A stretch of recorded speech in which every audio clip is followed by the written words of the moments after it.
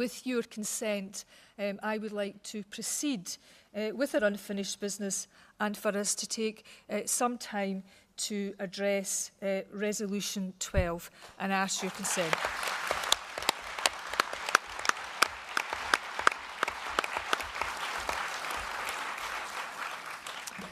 So, with that in mind, Conference, I would like to invite Elly Chung to the stadium to come up front to propose the resolution.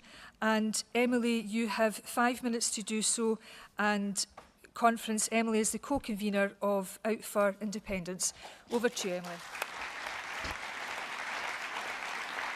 Thank you, Conference, and thank you for giving us the time to discuss this motion today and making it through the whole weekend. Conference, my sister and my stepmom are on the exact same medication. It's called estradiol. It comes in a white packet with a blue lid, about yay high, and they take it in accordance with their doctor's prescription, and they are happier and healthier for being on it. But their experience of getting this medication prescribed could not have been more different. My stepmom just managed to go to the GP and then on to the endocrinologist. It was relatively straightforward and she got it in a matter of weeks. For my sister, it took over 3 years and the process was humiliating and degrading. There's a simple reason for this. My sister is trans and my stepmom is not. Because here's the thing, Conference. If you're trans in this country, you don't get to just go to a GP and ask for the care you need to be referred on to specialist services. Once you go to the GP, you are diverted to a specialist clinic called a gender identity clinic. There, you are told to see a psychiatrist who will then diagnose you with a mental illness called gender dysphoria. This then allows you to go back to your GP and be put on the same waiting list as everybody else, years after your non-trans friends and family were put on. Now, obviously, the wait involved is horrific. In Scotland, the wait is over 4 years and growing. But that's not the fundamental problem. The fundamental problem is the need to seek a mental illness diagnosis itself. Gender dysphoria is not an illness, not mental or otherwise. And the World Health Organization agrees, and they removed it from their manual of statistical, called the ICD-10, their manual of mental disorders, in 2019. What gender dysphoria is, Conference, is a remnant of a time in psychiatry when all LGBTQ+ people were thought of as diseased and defective, where we were not seen as part of the rich and beautiful tapestry of human experience, but as a problem to be solved. And Conference, that has no place in modern psychiatric medicine. Thank God.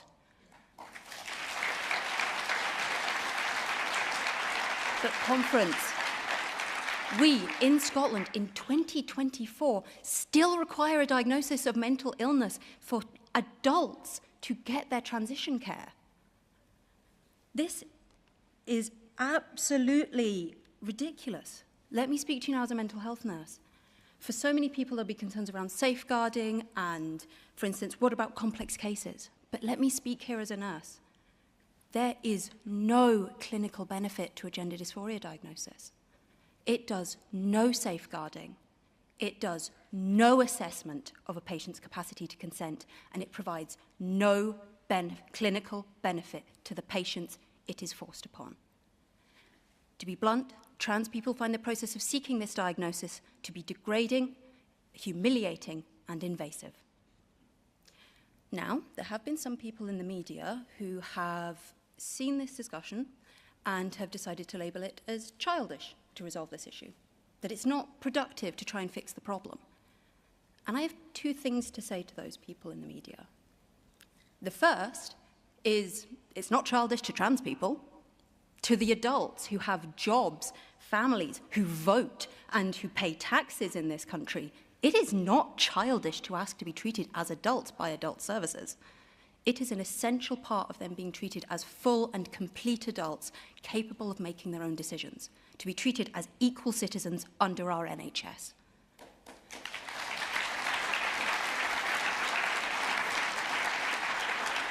And the second point I will make is look at the waste. Look at it. Look at it. You need psychiatrists to give this diagnosis. but there are hundreds of thousands of pounds locked up in this system, hundreds of staff, tens of thousands of man-hours, just human hours from skilled professionals locked up in providing a service that does not produce any clinical benefit. How can we, when the NHS is in crisis, when we are desperately crying out for staff and funding, and particularly psychiatrists, I must say, how can we possibly continue to justify putting resources into a process that benefits absolutely no one? Removing this need for a diagnosis to receive care will not only benefit trans people and make it more dignified, it will allow these resources to be redistributed for the benefit of everybody. But conference, there is one basic, fundamental part. Trans adults are adults, and whatever we might think of the choices they make with their bodies, we must respect their right as adults to make them. Conference, please support this motion.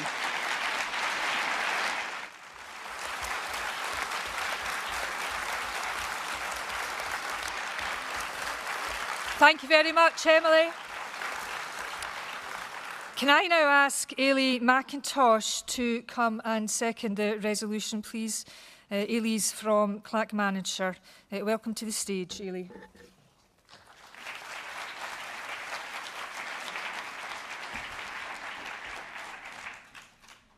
Conference, it is an enormous privilege to be able to speak with you here today. Despite having joined our party as an associate member at the tender age of 13, this is my first conference and the first time that I will have addressed you.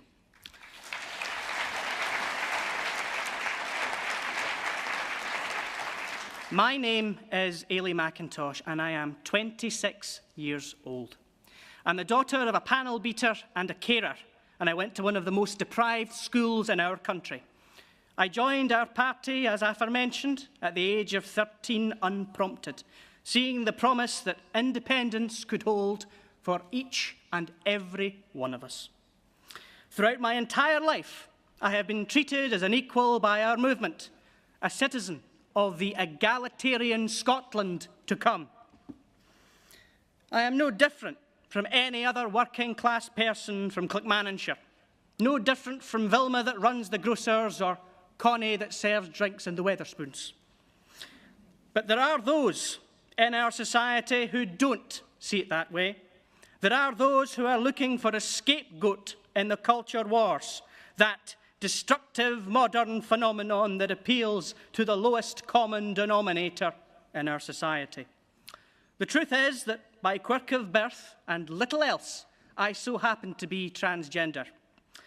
Due to that quirk of birth, I've lost a job that I've loved, been laughed out of interviews, and have been denied housing. Though by far, the most egregious form of discrimination that I have faced has been at the hands of our National Health Service.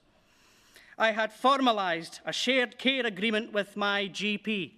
I had paid over £500 for a diagnosis of gender dysphoria due to having no reasonable hope of ever being seen by an NHS gender identity clinic due to the absolutely inhumane waiting times. Following 3 months of treatment, hormone replacement therapy and blood testing, I was suddenly dropped from care, cold turkey. No concern was given for my health and not a word of sympathy uttered. I tried every legitimate avenue that I could for the care that I am entitled to as a taxpayer, to no avail.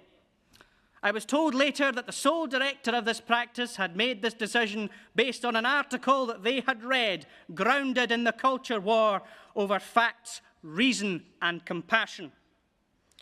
This is utterly unsustainable and unacceptably cruel. There is no fixing it while the most basic of gender-affirming care is locked behind this outdated diagnosis. GICs, some of which do not even have a full-time psychiatrist capable of providing this diagnosis, will never be able to provide timely care. Conference, please pass this resolution so that I and other trans Scots like me will no longer have to be treated as second-class citizens, despite my devotion to our movement, our society, our party and our country.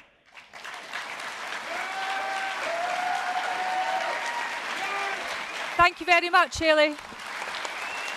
Conference. Scotland is a song, and like any song, it must be sung together. Thank you, Elly.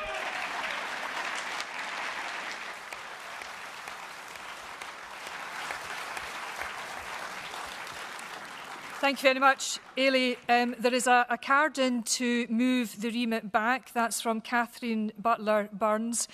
Before I invite Catherine to the floor, can I just check that we actually have a seconder for the remit back?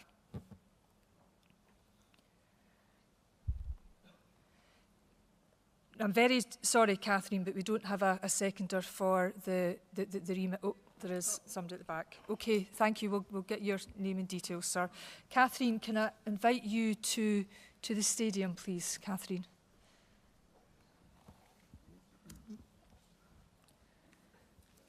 She's got 3 minutes.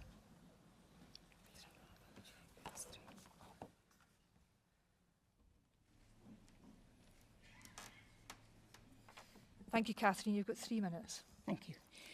I'm from the Haddington branch, and I'm a first-time speaker. Thank you. Conference, I just want to say I thoroughly endorse Resolution 12, but my life has taught me that the most sacred gift any nation has is its children. This resolution does not go far enough to protect our children and adolescents. We need to protect our primary and secondary school children. Children and adolescents are children, not adults. Adolescents are emerging adults. We must listen to nature and allow puberty to take its course. Now, why am I saying this? Because in the area I live in, children are telling me that in our primary and secondary schools, gender transition is a major topic. Why? This is an adult conversation, not for children and emerging adults. And for most of us, we remember puberty. We didn't know whether we were coming or going. That's part of finding ourselves to become adults. Our schools need to be a safe place for our children to grow and develop naturally. Forcing adult themes upon children and adolescents before they are old enough to make mature and informed decisions is, in my opinion, an abuse. I am a psychotherapist, and as far as I know, the research on transgender has not been fully explored yet with regard to children. So yes, it is an abuse of our children and adolescents. When a young person wants to be identified in our local school and is as a door and is supported in this by the school, we have serious problems in confusing our children more. Our children and adolescents, whom we have been gifted with, need to be protected and respected and cared for in their most vulnerable years in school. Please reflect on what I have said and support the remit back. Thank you.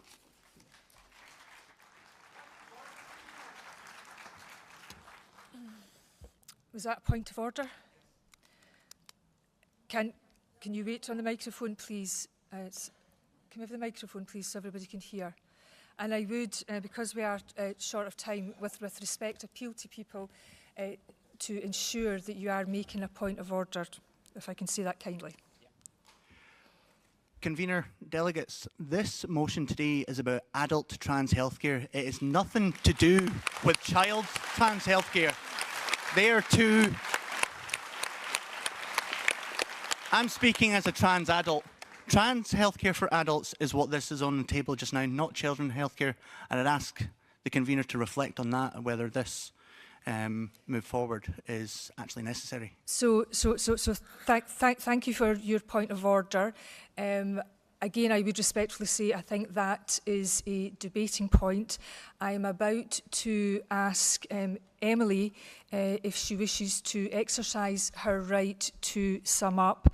And Emily, as the proposer of the resolution, will have the opportunity to reply to any points raised in the mover of the remit back. So if you don't mind, and with conference's consent, I would be keen that we invite Emily back for the summation. And here she is. Hello, conference. I think Amber's already taken the words out of my mouth. This is a motion about adults and the choices adults can make to their own bodies, not children. Please vote for this motion on the basis of what it is and not what other people would try to communicate it as. Thank you.